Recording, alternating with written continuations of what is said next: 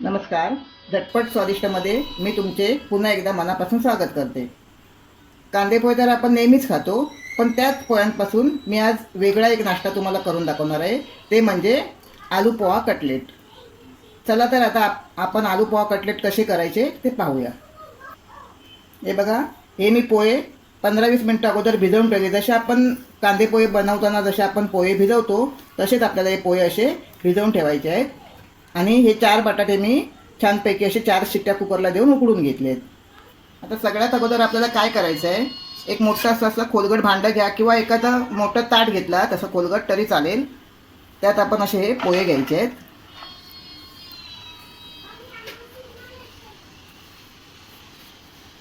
पोहे असे थोडेसे छान असे आपण कुस्करून घेऊया. म्हणजे हाताने असे छान असे थोडे स्मॅश करून घेऊया. आता हे बटाटे सुद्धा आपल्याला त्याच्यात टाकायचे आहेत. तुम्ही हे बटाटे किसून घेतलात तरी चालेल.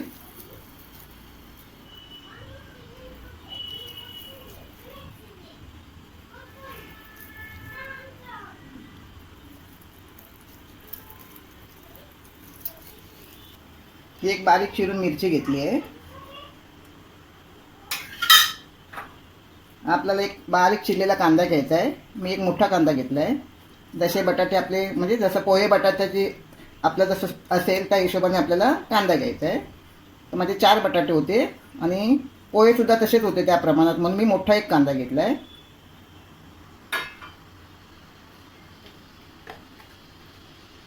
हळद,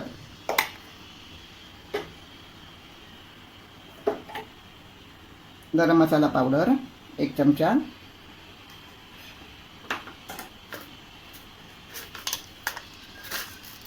जिरं, थोडी जिरा पावडर,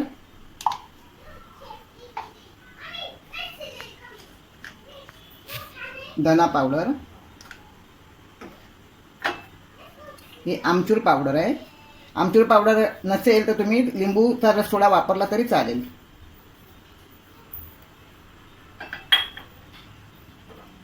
चाट मसाला,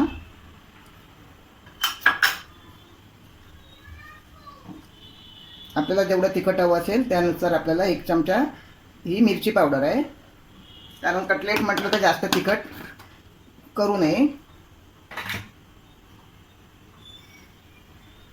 चवीनुसार मीठ,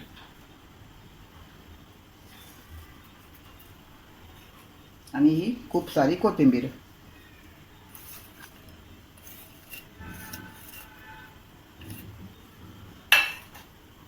काय करायचं आपल्याला, हे सगळं असं आपल्याला पूर्णपणे हाताने असं एकजीव करून घ्यायचं आहे.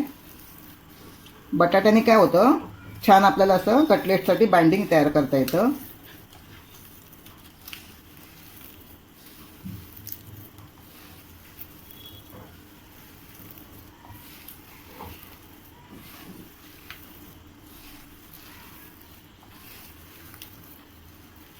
आपल्याला याच्यामध्ये पाण्याचा बिलकुल वापर करायचा नाही आहे.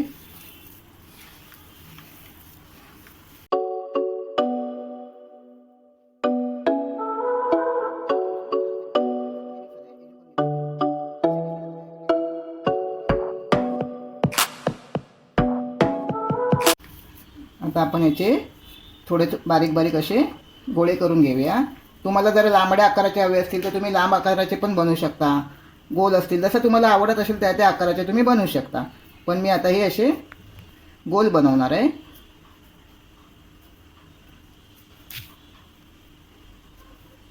ह्याला आपल्याला ब्रेडक्रमची किंवा आपल्याला रवा बिवा लावायची काही जरूरत नाही आहे. असे छोटे छोटे आपण बनवून घेऊया.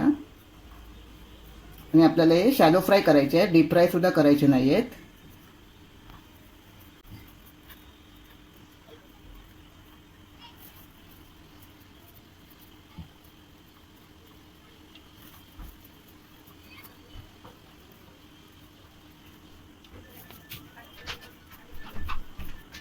अशाच प्रकारे मी सगळे कटलेट आपले असे बनवून घेते.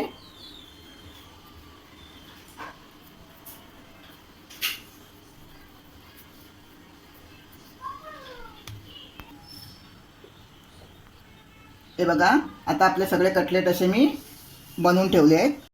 आता आपल्याला ते शॅलो फ्राय करायचे आहेत. मी हा तवा तापत ठेवला आहे. तवा आपला छानपैकी तापला आहे. आपण थोडं तेल टाकूया.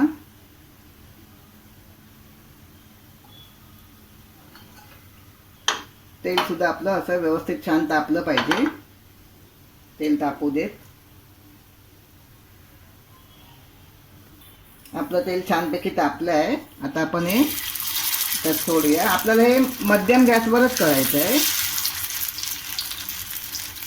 आणि छानपैकी आपल्याला एका बाजूने असे खरपूस असे भाजून घ्यायचे आहेत. थोडे सुटसुटीतच टाकायला पाहिजे आपल्याला हे, म्हणजे आपल्याला परतताना सहजपणे त्यांना परतता येतील.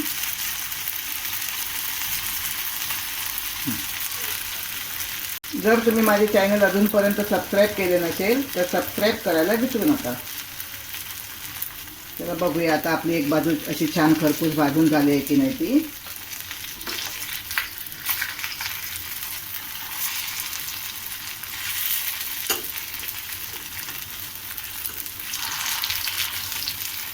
आपल्याला हे हलक्या हाताने परतून घ्यायचं आहे.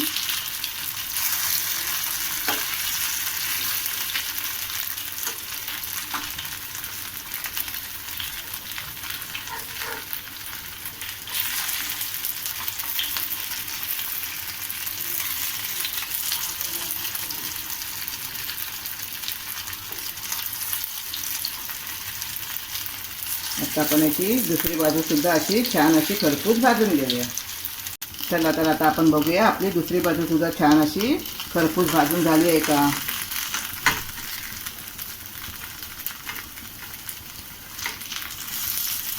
बघा, आता आपली दुसरी बाजू सुद्धा छान अशी खरपूस भाजून झाली आहे.